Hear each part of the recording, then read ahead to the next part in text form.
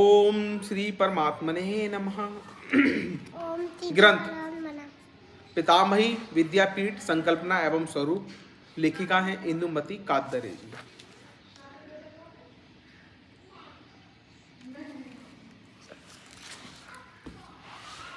अध्याय तीसरे का छठा 3.6 बाल अवस्था।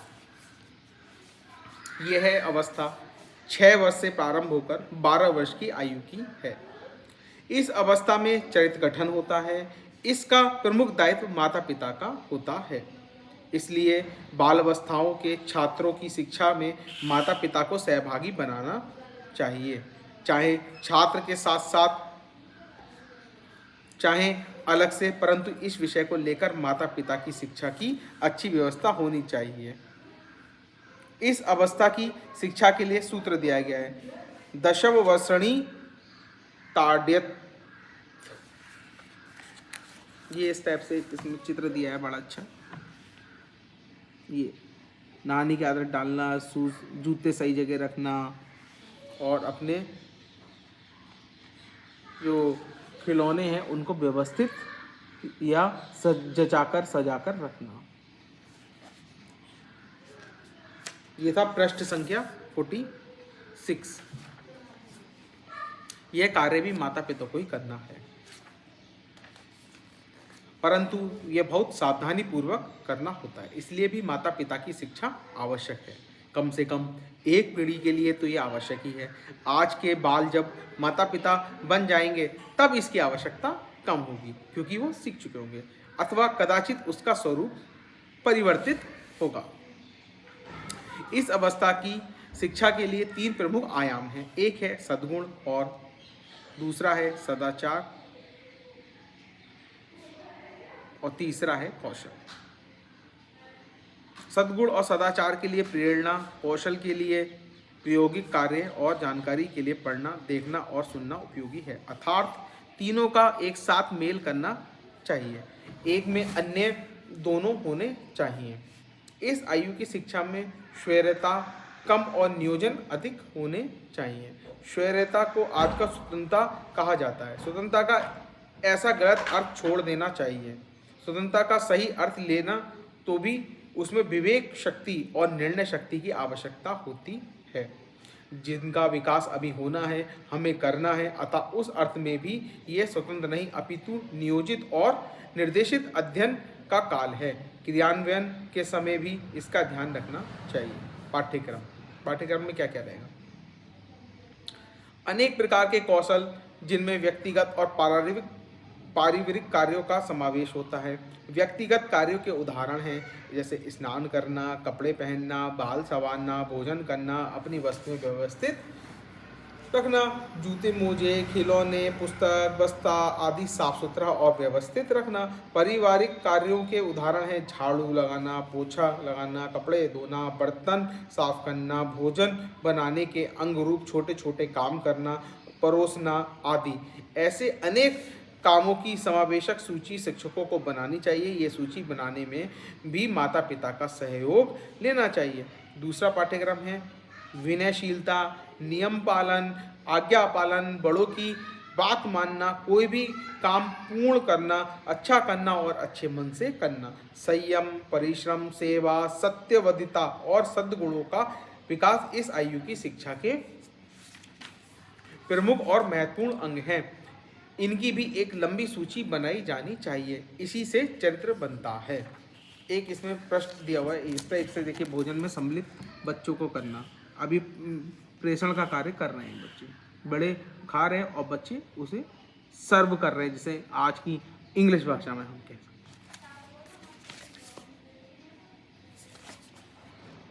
जो पश्चिम से हमें प्राप्त हो रही है। कोई बात नहीं, होगी।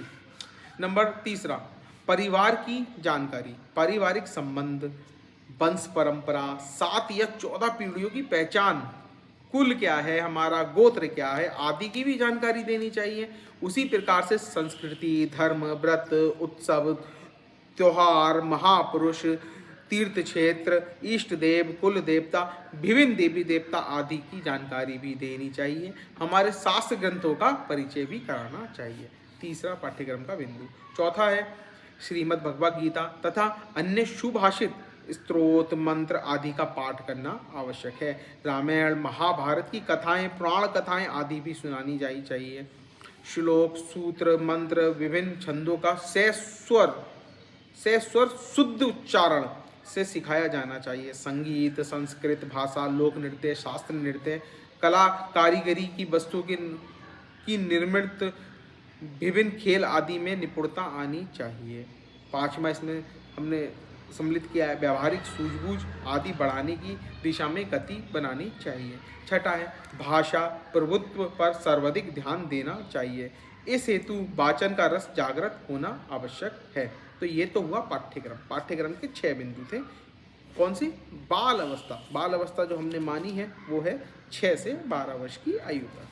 अब ये कैसे पद्धति लागू होगी, इसकी पद्धति और प्रयोग क्या होंगे, उनको दिया है यहाँ पर 8 बिंदु में। उसके बाद कुछ महत्वपूर्ण बिंदु हैं। जो 8 हैं वो है, पहला पद्धति और प्रयोग। छोटे छोटे नियमित रूप से किए जाने वाले कार्यों में अभ्यास वर्ग अत्यंत उपयोगी होंगे, परंतु इसका नित्य अभ्यास घरों में होता है और होना चाहिए। इस दृष्टि से घर का वातावरण अनुकूल बनाना आवश्यक है। बच्चों की विद्यालय की पढ़ाई का और माता पिता का व्यवसाय हेतु घर से बाहर रहने का समय कम होना चाहिए।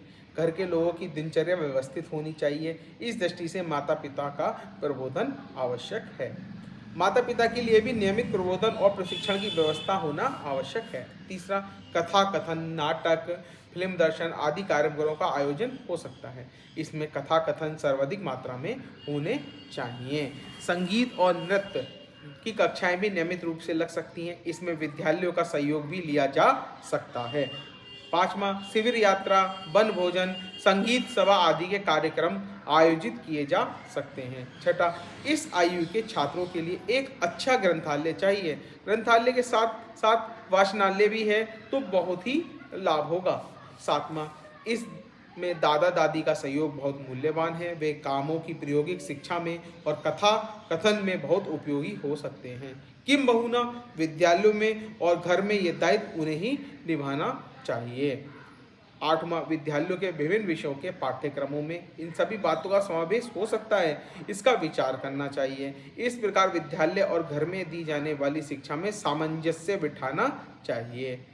अगला, अब उसके बाद विभिन्न आयु वर्ग के लिए तैयार किए गए पाठ्यक्रमों की रूपरेखा का प्रस्तुतिकरण पूर्ण हुआ।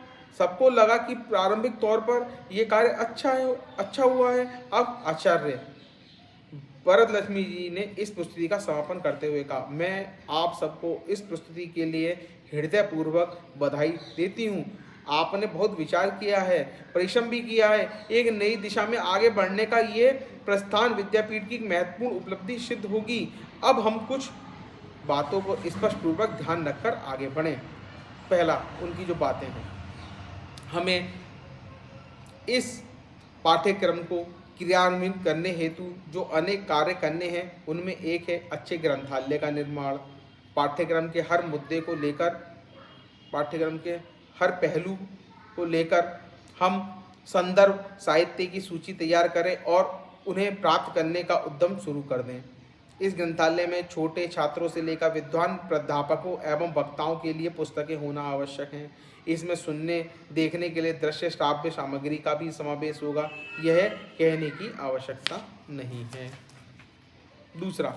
दूसरी आवश्यकता है इस रूपरेखा का विस्तार से तैयार करने की। यह कार्य हमें शीघ्रतापूर्वक ही करना होगा।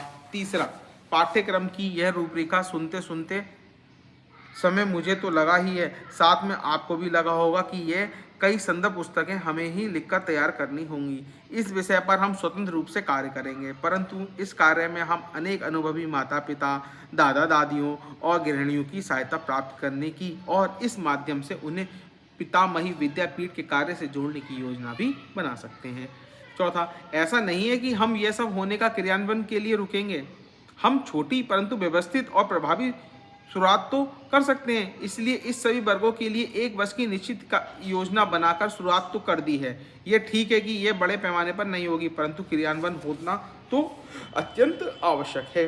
नंबर 5, पाठ्यक्रम की रूपरेखा की एक व्यवस्थित सुंदर पुस्तिका बनाकर हमें 100 व्यक्तियों को समीक्षा एवं प्रतिभाव के लिए भेजनी चाहिए। इन 100 व्यक्तियों में धर्माचार्य, विद्वान, प्राध्यापक, समझदार, गृहस्थाश्रमी, वानप्रस्थी तथा चिंतनशील एवं कार्यशील उद्योजक तथा शासन प्रशासन के प्रतिनिधियों का समावेश करना चाहिए। विभिन्न वर्गों की सहभागिता तो हम सुनिश्चित करेंगे ही, साथ ही सबको व्यक्तिगत रूप से विचार करने पर भी इसकी आवश्यकता प्रतीत होगी। छठा, पाठ्यक्रमों के प्रमुख और उचित अंशों को हम सोशल मीडिया में भी प्रचारित एवं प्रसारित करेंगे। साथ ही एक व्यापक संपर्क की योजना भी बनाई जानी चाहिए। हम सब इस कार्य में दक्ष हैं, हमारे घरों के छोटे सदस्य तो और भी दक्ष हैं, अतः उसका लाभ उठाया जाए। नंबर 7, यह कार्य सरल नहीं है, छोटा भी नहीं है, शीघ्र होने वाला भी नहीं है, परंतु कठिन भी नहीं है। इसमें लगे रहने की बहुत ही आवश्यकता है, धैर्यपूर्वक इसे करने की आवश्यकता है। यह काम कम लोगों से होने वाला कार्य नहीं है, हमें अनेक लोगों की आवश्यकता होगी। ये सारी बातें ध्यान में रखकर हम उतना उत्साह बनाए रखें और लोगों को साथ लेते जाएं। 8वां, 2-3 मास के पश्चात हम एक बड़ी सभा का आयोजन करेंगे। इस सभा से संबंधित सभी वर्गों के लोग उपस्थित रहें, ऐसा प्रयास करेंगे। श्रोताओं के रूप में अधिक से अधिक नगरजन उपस्थित रहें, ऐसा भी प्रयास करेंगे। उस सभा में प्रस्तुत करने हेतु हम अच्छी तैयारी कर लें। अभी इस बैठक को यहीं समाप्त करें। पुनः सबको बधाई। हरिओम। व्यावहारिक समस्याओं के व्यावहारिक हल। आचार्य वरलक्ष्मी दूरदर्शी थी, वे व्यवहार कुशल थी। साथ में जो आचार्याएं थीं वे भी जीवन और जगत का अनुभव प्राप्त किए हुए थीं। विद्यापीठ शुरू होने से पूर्व भी उन्होंने संचालन के अनेक पहलुओं पर विचार किया। अब उनके क्रियान्वयन का समय था, परिस्थिति को अब प्रत्यक्ष संभालना था। प्रथम प्रश्न था उत्साह बने रहने का मतलब सबसे मूल है कि उत्साह बना रहे। पितामही विद्यापीठ शुरू हो रहा है, ऐसी घोषणा हुई। लोगों के मन में कुतूहल निर्माण हुआ, उनके विषय में चर्चा शुरू हुई। वह छोटे बड़े सभी लोगों के लिए बहुत उपयोगी है, ऐसा लगने लगा। उद्घाटन के अवसर पर स्वामी विश्वेश्वरानंद जी और आचार्य वरलक्ष्मी जी के भाषण सुने। उससे तो सबके मन में आकर्षण पैदा हुआ, हम भी उसमें छात्र बनेंगे और अपने बच्चों को भी भेजेंगे, ऐसी भावना निर्माण हुई। आचार्यों ने संपर्क किया, परिणाम स्वरूप छात्रों ने पंजीकरण की संख्या बढ़ने लगी, परंतु आचार्यों को ज्ञात था कि कक्षाएं शुरू होंगी तो ये प्रारंभिक उत्साह मंद पड़ने लगेगा, नियमितता कम होगी और लोग आना बंद कर देंगे, नए नहीं आएंगे, कभी समय से नहीं आएंगे, कभी पूर्ण समय नहीं बैठेंगे। यह सब मानव स्वभाव के अनुरूप ही था, अतः इसका विचार पहले से ही होना था। उन्होंने इसी प्रश्न का हल पहले से करने की योजना बनाई थी। दूसरा प्रश्न क्या था कि इस विद्यापीठ में प्रवेश के लिए या शिक्षा प्राप्त करने के लिए किसी प्रकार का शुल्क नहीं देना था, अतः कक्षाओं में उपस्थित रहने का कोई बंधन नहीं था। बीच में से छोड़ देंगे तो कोई आर्थिक हानि होने वाली नहीं थी, अतः लोग इसे गंभीरता से नहीं लेंगे और नियमित बने नहीं रहेंगे। यह बहुत स्वाभाविक था, इसका उपाय करना कोई सरल काम नहीं था। तीसरा प्रश्न था, जो तीसरी बात सामने थी वो थी कि यह कोई मनोरंजन का कार्यक्रम नहीं था, यहाँ शिक्षा प्राप्त करनी थी, यहाँ साधना करनी थी। साधना के लिए संयम और समझदारी की आवश्यकता होती है, वह तो आज समाज में बहुत कम दिखाई देती है। तो वृद्धों के लिए भी यह कोई भागवत कथा जैसा धार्मिक कार्यक्रम नहीं था, तो यह कोई संत महात्मा का आश्रम भी नहीं था। अतः स्वेच्छा से नियम पालन करवाना, नियमित उपस्थिति बनाए रखना, ये सरल कार्य नहीं था। और चौथा जो सामने प्रश्न था, चौथी बात जो थी वो यह थी कि इसमें पढ़ने से कोई भौतिक लाभ होने वाला तो नहीं था, इसकी परीक्षा में उत्तीर्ण होने से कोई प्रमाण पत्र नहीं मिलने वाला था, मिला भी तो उससे कोई नौकरी नहीं लगने वाली थी, कोई आर्थिक लाभ नहीं मिलने वाला था। तो इस स्थिति में नियमितता बनाए रखना सरल नहीं था। इति शुभम। अध्याय 3 का 3.6 समाप्त और अध्याय 3 पूरा समाप्त।